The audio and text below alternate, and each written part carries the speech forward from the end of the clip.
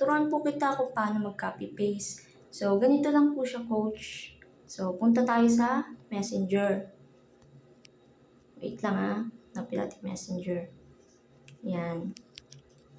So, ayan. Nagdoble po yung script. So, ito po siya. So, paano lang siyang gagawin? So, ito. Kiklik mo lang yung screen ng medyo matagal. Ayan.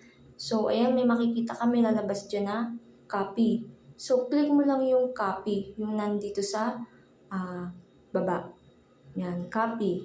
So, lalabas yung copied to clipboard. Copied. Ibig sabihin nun, nakopya mo na siya.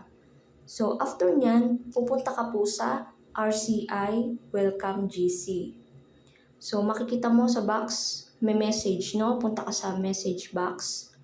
So, ayan, makikita mo siya, nasa baba, yung script.